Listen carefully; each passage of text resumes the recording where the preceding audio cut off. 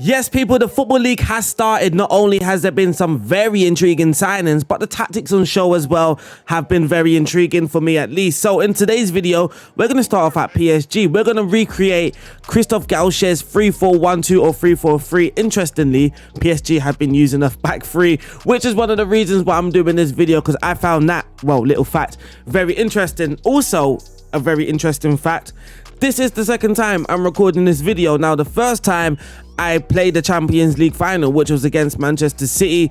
This time, unfortunately, I can't play it because I've recorded it, saved the game, went to edit the video, realized the video was on mute. Everything was on mute, so I have to re-record everything again. Unfortunately, this time though, that Champions League final was played. So what I'm going to do is actually show some clips of the tactic being played, the goals, some of the goals that we scored as well, rather than play another game. So that's what we're going to do. We're going to recreate the tactic. We're going to talk about the tactic a little bit, why it's been successful for PSG in the opening 2 games, and then in Football Manager we are going to recreate that, look at the results. Of course, the expectations at PSG are very, very high, so not really there to be, oh, what a great tactic. Hopefully you guys can take some ideas from this video, first of all. Second of all, we're just going to see what we can do with PSG, how many points we can get on the table, how many trophies we can win, rather than, oh my god, it's a good tactic, we've just won the league. Of course we did, we are PSG. So that is the video. I hope you enjoy it. Let's get stuck in, get some ideas, let's go.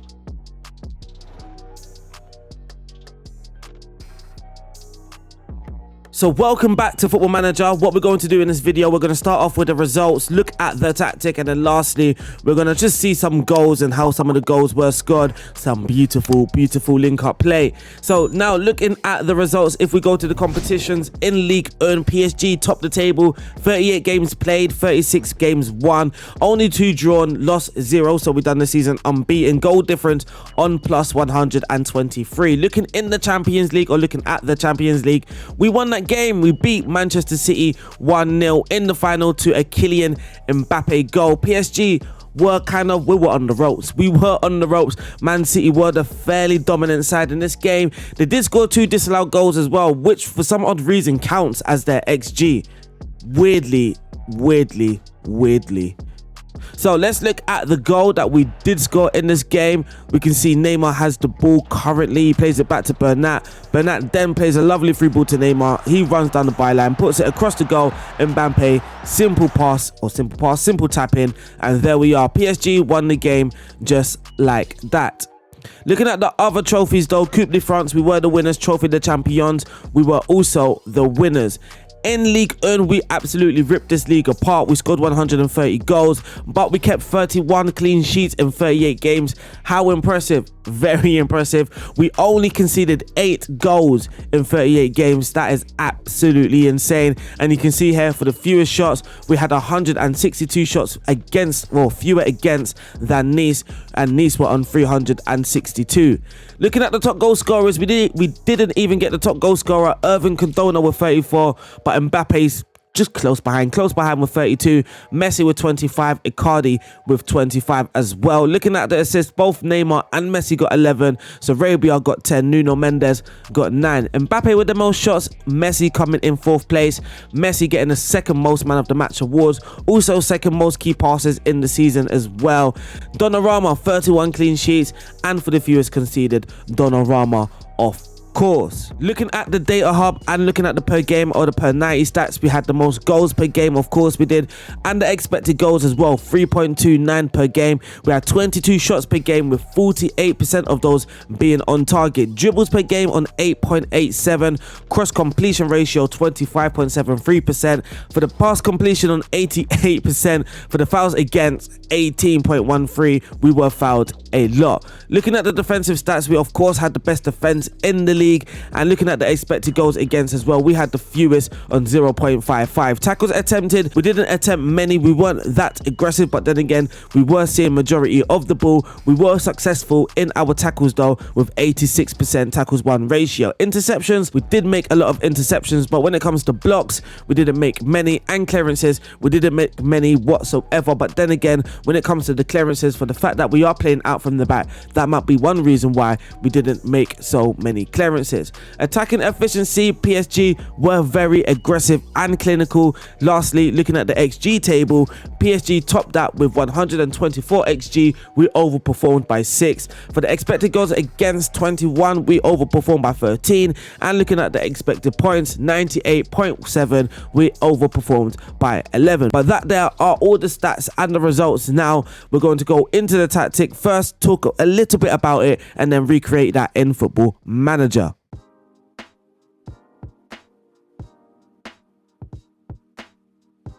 So we will be using WeScout, and you can see here in the first 2 games, the first one against Clermont, they were shaped up in a 3-4-3 with Neymar on the left, Lionel Messi up top with Sarabia on the right. But then against Montpellier, they were lined up in a 3-4-1-2, which is the formation that we will be looking at today in Football Manager, with Messi now in that attacking midfield area, Neymar up front with Kylian Mbappe. But now when we're looking at the pass map, you can see here they are lined up with a back 3, Kimpembe wide left centre back, with Sergio Ramos the wide right centre back, and Marquinhos just sweeping up in between them as the cover defender. Now looking at the central midfield, you can see Verratti and Vitinha kind of holding their shape a little bit in midfield, holding their position, making sure PSG hold their shape as well, but also very, very well linking up play. And we can see here Neymar dropping deep from that attack line, kind of detached from Mbappe, where now Mbappe is the lone striker getting in behind, and Lionel Messi with Neymar creating in behind Mbappe, and then the 2 wide wing backs,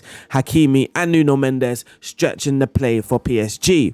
Verratti has been the link-up play so far for PSG. We can see here with the link-up play, intriguingly with the passes as well. Now, PSG have held on average 58% of the ball, and what you would notice with a team dominating possession, that a lot of the passing links and the pass completions will be in the deeper areas, mainly the central defenders. But in this system, it has been the advanced players, and the ball has been played in those more advanced areas, suggesting that PSG aren't in fact being slow and patient in their possession, but they are being more direct, getting the ball further forward into those key and danger players. Looking at the indexes, so we can see the match tempo and also the PPDA, PSG's pressing. PSG have been operating with a slightly higher match tempo than their opponents. They have also been holding the ball a little longer, where they're completing 7 passes per possession, the opponents only managing 5, and only 3% of those 7.07 passes per possessions were long passes. Now we can see they're pressing, only 8 passes allowed before PSG attempt a defensive action, which is very, very aggressive. So PSG are fairly aggressive on the ball, but they're also fairly aggressive off the ball as well. Now looking at their positional attacks, in their first game against Clermont, there was kind of a heavy focus through that central area, though they did rack up the highest XG out on that wide right, with 58% of the XG coming from that area, but majority of the positional attacks came from the central areas, and that is the same against Montpellier. And this might be natural in the fact that Mbappe, Neymar and Messi are all operating in that central area. Of course, Marco Verratti as well, who has been that link-up player for PSG. But against Montpellier, in the middle, 18 of the attacks came from the central areas. This time on the left-hand side, 15 of the attacks came from the left-hand side, and then 8 of the attacks came from the right-hand side. In this game, the highest XG coming from the middle and that left-hand side. And lastly, we can also look at their defensive duels as well. 38% of their defensive duels were in the attacking third. PSG were fairly aggressive in their approach off the ball, pressing high, trying to win the ball and putting pressure on Montpellier and Clermont, whereas 34% in that mid-third and then 29% in that defensive third. But that wraps up talking about PSG. We are now going to go into Football Manager and have a look at the tactics that we have created for PSG.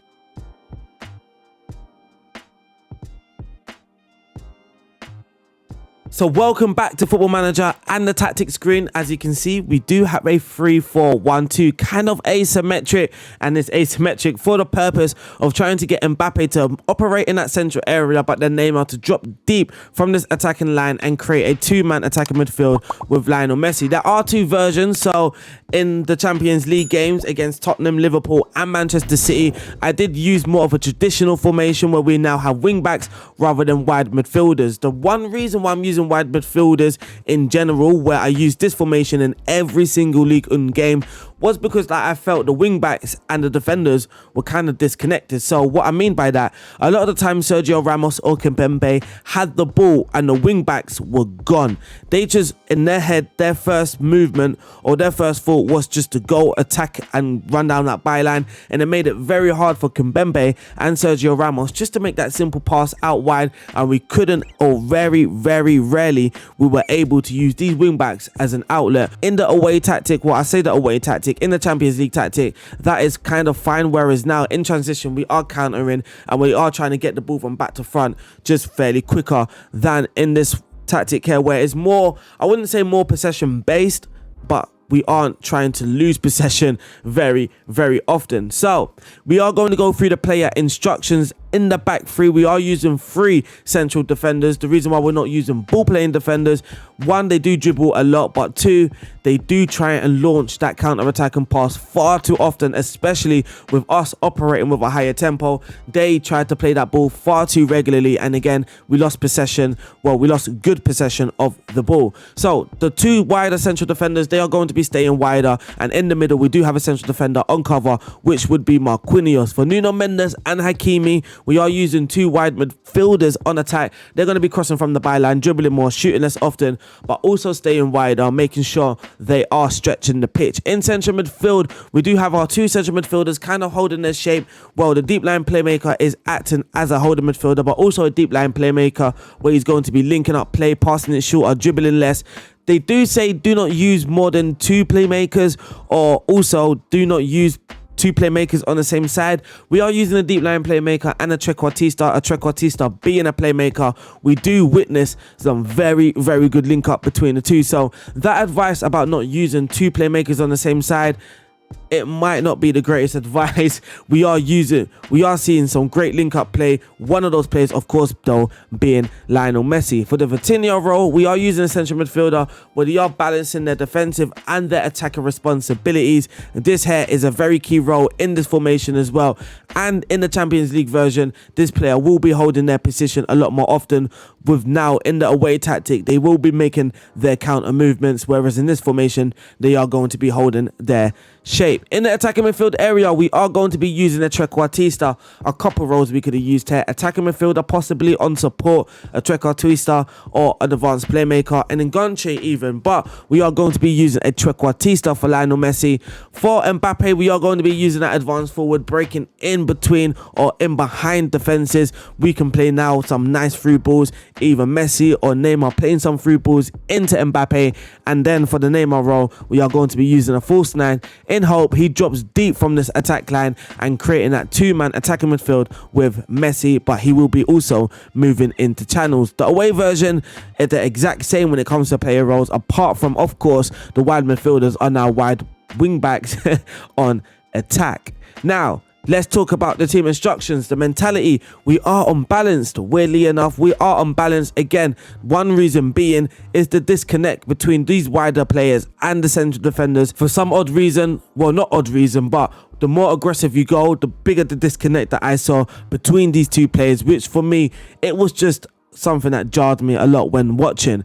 We are using a wider attacking width for the approach play. We are overlapping on the home version. I just want this wide midfielder to be overlapping the false 9. This false 9 being kind of a false winger, false attacking midfielder and false striker all at once, and then we're getting this Nuno Mendes guy to kind of overlap Neymar. We are going to be playing out from the back. The passing directness is on standard, but the tempo being on higher. In the final third, low crosses, working the ball into the box and the creative freedom being more expressive. Main reason being the mentality not being aggressive, not being on positive or attacking, on positive and attacking. There are some creative freedom in it, but in balance, very little, and we're just trying to, well, add more creative freedom.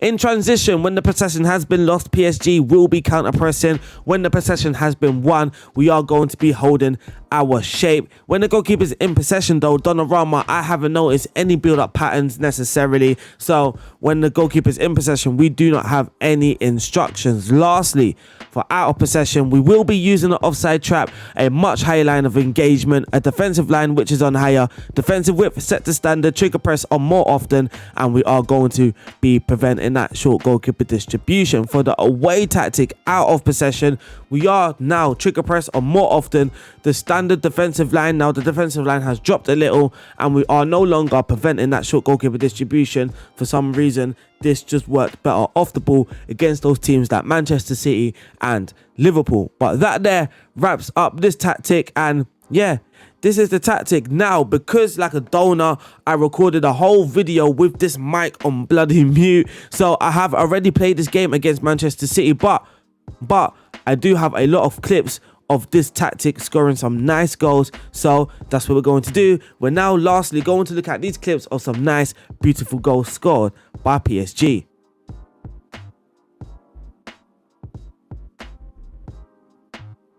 So this is a goal that we scored against Montpellier where Kimpembe wins the ball. Neymar plays it into Mbappe. Mbappe holds it up to Sergio Ramos. Now we can see this nice little shape here of the four-man attack line. Hakimi and Mbappe on the ball. On the ball now. Hakimi stops the ball. Here's Mbappe and the Herrera. Nice little finish. And that is the fourth goal that was scored in this Montpellier game. This is a goal that we scored against Montpellier again. Now we are building out from the back, and the Herrera, Marquinhos to Kimpembe, Nuno Mendes, Neymar on the ball, Mendes driving down towards that byline. Lovely link up play here between Neymar and Mendes. Here's Neymar again on the ball, plays it into Mbappe, and there we are, 4-0. I say 4-0. How many 4-0s? How many times are we going to beat Montpellier 4-0? Marquinhos gets the ball, Verratti plays it out wide to Mendes. He plays it back into Verratti. Here's Verratti linking up play. Paredes plays it out wide to Mendes. Here's Sarabia on the ball now, brings it in the box. Mendes, and he puts it into Rafael. Oh, here we are, finally in a different game where Marquinhos cuts the ball out, plays it to Ander back to Kimpembe. The ball finds himself back to Ander. Again, here's some patient football, but in those more advanced areas, here's Mbappe, plays it to Verratti. Verratti back to Mbappe. He dribbles with it, brings it. Oh, lovely goal. Lovely, lovely goal by PSG. Here's another one in that same game, Ramos to Hakimi. So here we can see here, this before would happen like this, where the wing back, let me pause it here. So this would happen before, where the wing back would just be in a too much of an advanced area. Sergio Ramos would have the ball out and you just can't play a simple pass. Whereas with a wide midfielder, if I pull it back a little bit, the wide midfielder is there for Sergio Ramos. He's coming deep to collect the ball for Sergio Ramos, making it easier for Ramos to play that pass. But here's Verratti, Ramos, back to Verratti, and Mbappe dropping deep, weirdly. Now we've got the central striker at the moment is Messi. So we are seeing some fluid movements here as well. Players changing positions, but here's Ander Herrera. I mean, Mbappe and Neymar are not going to switch back. But here's Mbappe now. He breaks through and, well, good save by the keeper there. And that was some nice interchanging positions between Mbappe and Neymar, confusing defenders. But here's a goal against Angers. Ander Herrera cuts that out. Sergio Ramos to Hakimi. Verratti now into Messi's path. Here's Sergio Ramos with the ball, Marquinhos, Verratti. And you can kind of see what I mean here now. Like, the Hakimi is just far too ahead. And once the ball goes back to Sergio Ramos, he just can't play that simple pass. For me, Hakimi's got to kind of be in this sort of area here. But there's just absolutely no way of Hakimi. Even with defensive mentality, the wing backs just seem to bomb further forward. But that was a nice pass from Mendes into Mbappe, and that is a 1-0 goal. And lastly, the last highlight against Marseille. Here's Sergio Ramos on the ball, plays it to Mendes. Mendes plays it back to Ander Herrera. Sergio Ramos, Verratti, Kimpembe. This is lovely football here. Ander Herrera, look at the football. Mendes to Sarabia, cuts it back to Neymar. Lovely, lovely football. Good night, Marseille. And that was, well, a lovely bit of football. A lovely bit of football, but unfortunately that wraps up today's video. I hope you guys have enjoyed it. Now again, the main part or the best part about this video is me just talking tactics rather than, hey, download this tactic. You guys can grab some ideas from this tactic and maybe pull it into your three at the back tactic, or whatever formation you are using. You can grab some ideas from this, whatever you like from this, into your own, or you could tweak this, whatever you guys like to do. But that wraps it up from me. If you are enjoying my sort of content, make sure you are subscribed, like this video, leave a comment as well. All of that is going to help the channel. But I will see you guys soon. Stay safe. Peace out. God bless. Peace out.